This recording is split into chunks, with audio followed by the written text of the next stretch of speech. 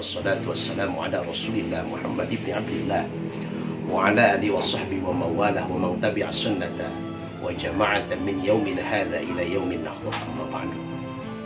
Pada akhir-akhir ini kita digelisahkan dengan fenomena dan banyak sekali yang bertanya kepada kami terkait ramainya di media sosial tentang azan yang diganti hayya 'alas shalah dengan hayya 'alal jihad.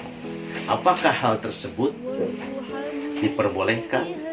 Apakah hal tersebut diharamkan menurut nas dari Al-Quran, Al-Hadis, bahkan ijma para ulama?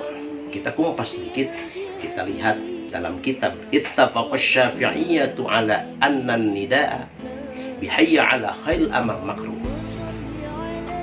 Bersepakat bahwa madhab Imam Syafi'i sesungguhnya mengganti panggilan adzan, kalimat hayya 'alas shalah diganti dengan hayya 'alal jihad, makruhun, ialah makruh. Jangankan hayya 'alal jihad, hayya 'ala khairil amal itu tidak diperkenankan dan tidak ada nas dari Allah. Bahkan Imam An-Nawawi menerangkan li'annahu lam yuthbat an Rasulillah sallallahu alaihi wasallam, tidak ditetapkan oleh Rasulullah sallallahu alaihi wasallam. Bahkan dari sebagian kitab Nihayatul Muhtaj bahwa mengganti lafaz hayya 'alas shalah, mengganti lafaz hayya 'alal falah dengan hayya 'alal jihad haramun, itu diharamkan dan tidak diperbolehkan karena tidak sesuai dengan nas Al-Quran, Al-Hadis, bahkan ijma ulama. Bahkan dalam kitab Asnal Matalib dijelaskan wa yukrahu ayyaqula hayya 'ala khairil amal li khabari man ahdatha fi amrina hadza ma laysa minhu fa huwa raddun. Barang siapa yang mengadakan suatu amalan yang tidak diajarkan oleh Rasulullah Shallallahu Alaihi Wasallam, tidak diperbolehkan. Itu mengenai tentang seruan jihad yang disematkan dalam adzan, yang pada kebiasaan adzan itu untuk memanggil seruan sholat. Dan ada pun alasan kelompok tertentu, wah ini kan bukan mengajak untuk sholat, tapi ini menyeru untuk jihad.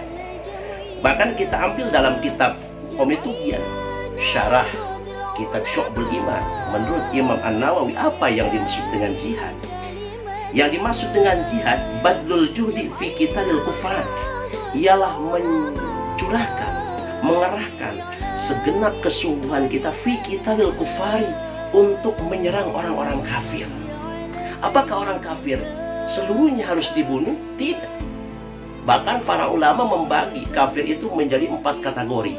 Yang pertama yaitu kafir dhimmi, kafir yang mendapatkan perlindungan dari pemerintah dengan syarat yaitu membayar upeti.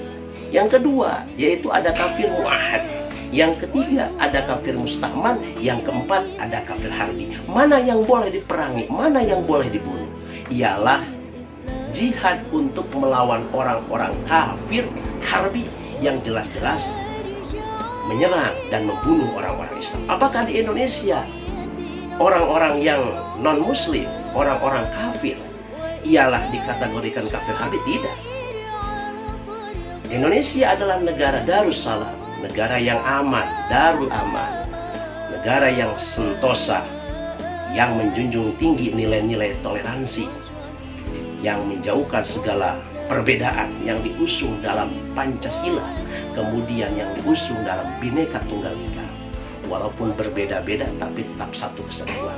Itu yang ditekankan Indonesia. Maka ketika ada bahasa bahwa yang diseru jihad tidak cocok dan tidak pas disematkan di Indonesia, karena Indonesia bukan negara untuk jihad, terkecuali jihad yang dikategorikan oleh para ulama yaitu jihadun nafsi, jihad melawan hawa nafsu.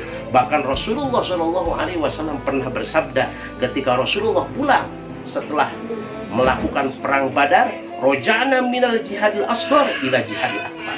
Sesungguhnya perang melawan orang-orang kafir, melawan orang-orang musyrikin Mekah jahiliyah yang jelas kafirnya, yang jelas menyerang Islamnya, itu kata Rasulullah jihad yang kecil.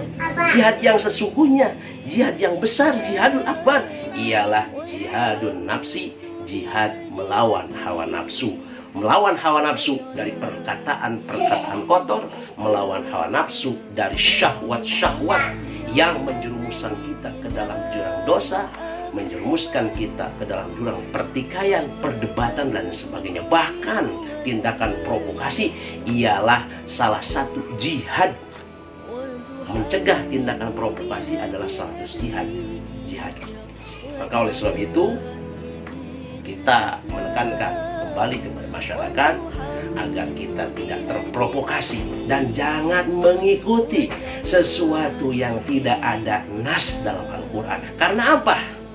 Man kalama bila dalil, barang siapa seseorang yang mengucapkan, yang berkata tidak sesuai dengan dalil, karihi bisarau, bagaikan kentut dalam celana. Anggap saja hal-hal tersebut adalah provokasi untuk memecah belah persatuan kita, memecah belah agama kita, memecah agama kita dengan agama yang lain. Ingat, Indonesia adalah negara Darussalam, negara yang aman. Bahkan pelaku yang mengajak dan menyeru untuk melakukan jihad itu sesungguhnya adalah pemberontak yang hukumnya menurut kitab Kifayatul Akhyar, hukum pemberontakan wajib wa yuqatalul buat, harus diperangi orang-orang yang ingin memberontak negara, yang menginginkan